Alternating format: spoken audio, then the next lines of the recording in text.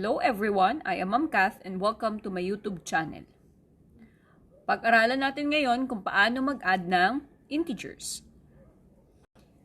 Let's have our first example, 3 plus 9. Etong 3 plus 9, alam niyo na yung sagot dito. Ang sagot dito ay 12, tama?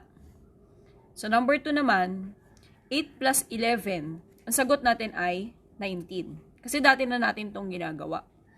Pero kung i-relate natin sa integer, ang 3 at ang 9 ay parehas na positive. Kaya ang sagot natin, positive din.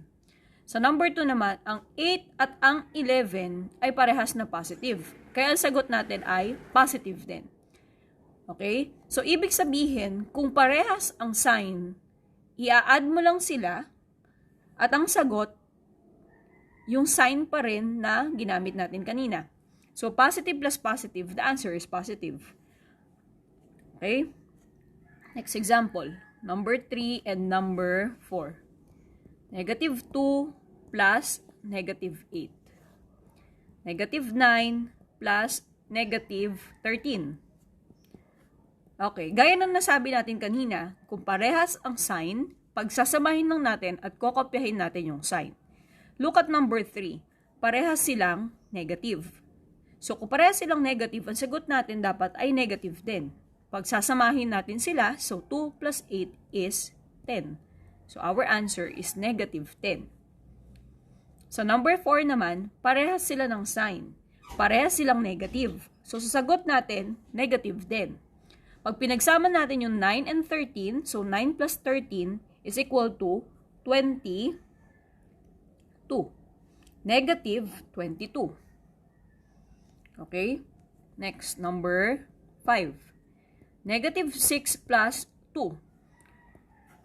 Parehas ba sila ng sign? Hindi. Kasi yung first integer natin ay negative, yung second integer natin ay positive. So dito, iba ang rule. Pag magkaiba ang sign, we will subtract. Okay? So 6 minus 2 is 4. And then, kakopy natin yung sign ng mas malaking absolute value. Pag sabing absolute value, wag muna natin pansinin kung negative ba yan. Isipin natin parehas silang positive. So, ito 6, ito 2, mas malaki ang 6, tama? So, kokopy natin yung sign na yan, ilalagay natin doon sa sagot natin. So, the answer is negative 4. Ulitin natin, pag magkaiba ang sign, minus. Kaya 6 minus 2 is 4. At kunin natin yung sign na mas malaki ang 6 kaysa sa 2, copy the sign. So, negative sa sagot natin. Next, number 6.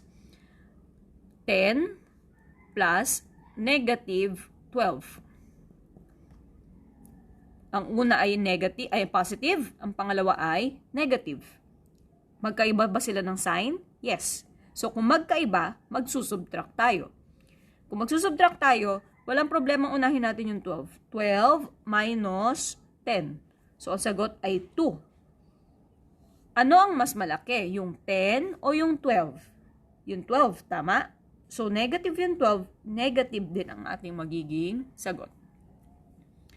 Next example, number 7. Negative 9 plus negative 10. Okay. Tingnan natin kung ano yung rule na dapat natin gamitin dito. Look at the signs of the two numbers, the two integers. Parehas ba? Yes. Ano na ulit yung rule natin pag parehas? Pagsasamahin. Tama? So, 9 plus 10 is 19.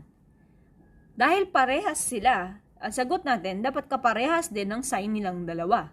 So, na parehas silang negative, our answer should be equal to negative 19.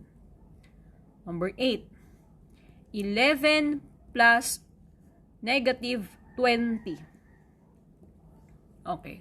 11 plus negative 20. Parehas ba sila ng sign? No. So, anong gagawin pag magkaiba ng sign? Nagsusubtract, tama?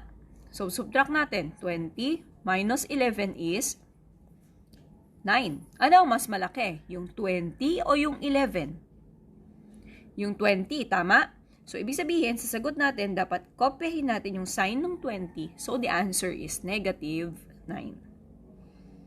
Please subscribe to my YouTube channel, Project Kath, and thank you for watching.